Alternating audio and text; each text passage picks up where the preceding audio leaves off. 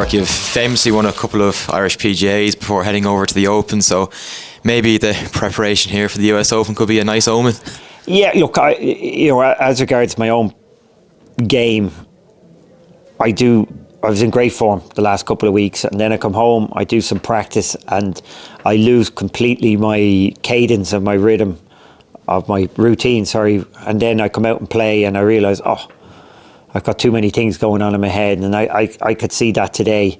So I like practicing, but really doesn't do me any good.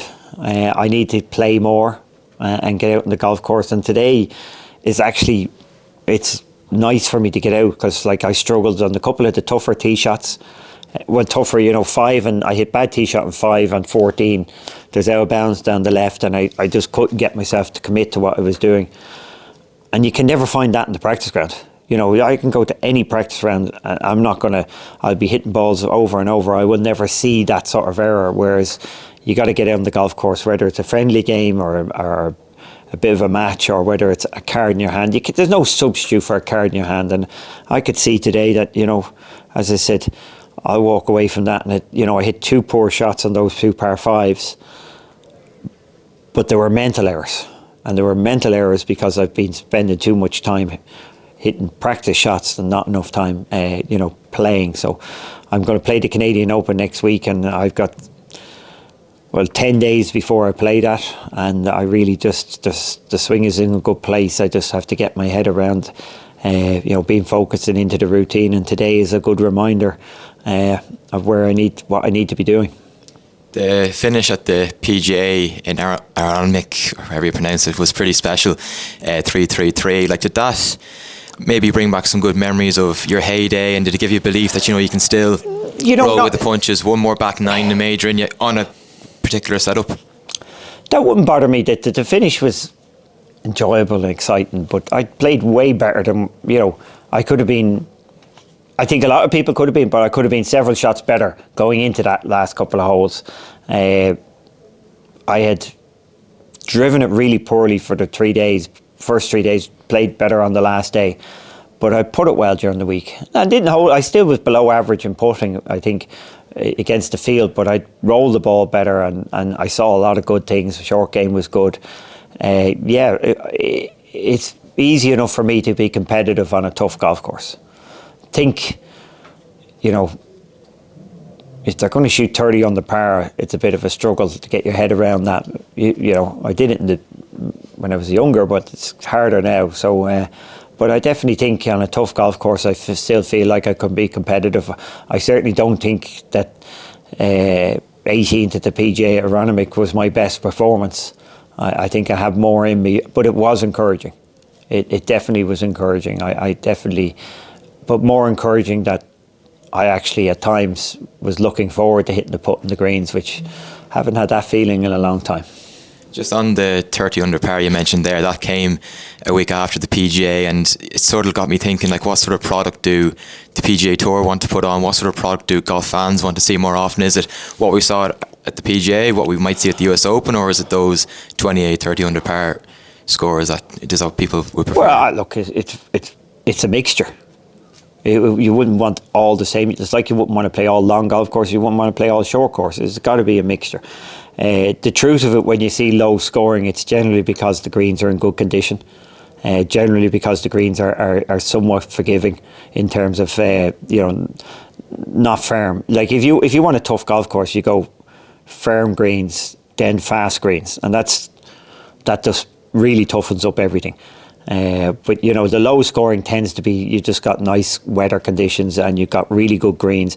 If you put it like this, if you wanted the guys not to shoot, or girls not to shoot a good score, just make your golf course in bad condition.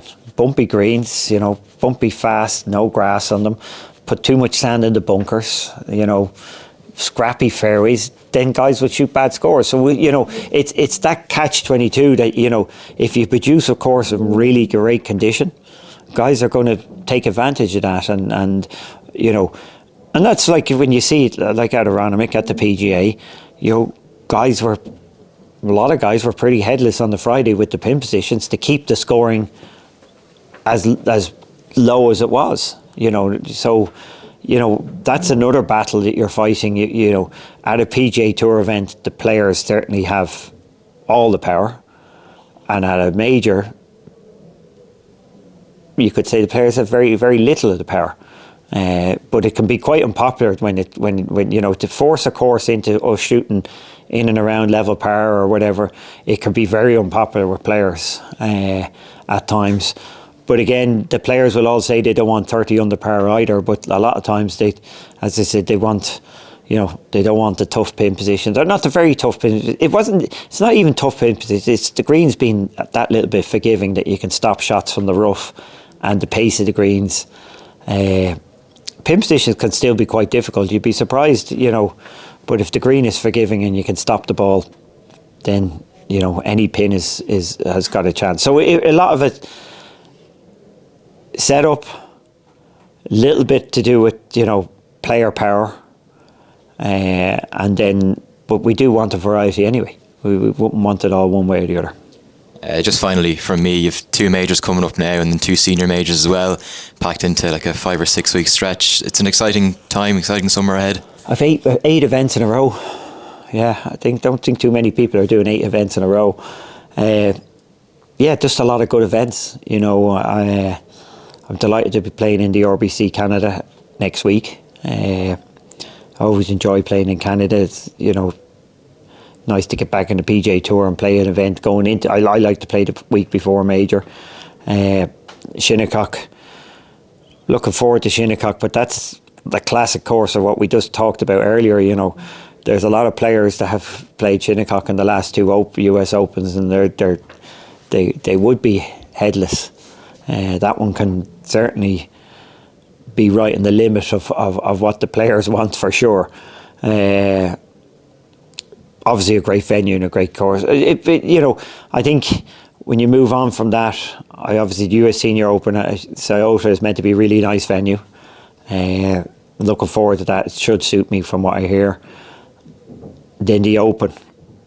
Clearly Royal Birthday, big strong golf course. And you know, the RNA have really got their act together for a long number of years now, where they're quite comfortable. We're just going to put you out on the golf course, and you know, if it's tough because the weather's tough, it's not our fault, and if it's easy because the weather's easy, so be it. So the RNA are really running a good event now for a long time, in that sense that they just, yeah guys, this is the golf course, this is the weather, you go play, and you know, we're not going to try and, you know, trick it up or anything like that. So they've done a good job. And then of the Senior Open,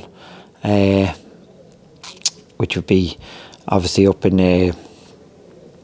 Gleneagles. So I think very close to your Darren one there. So a lot of good events. And the last one is Ernie Els' event in Portugal.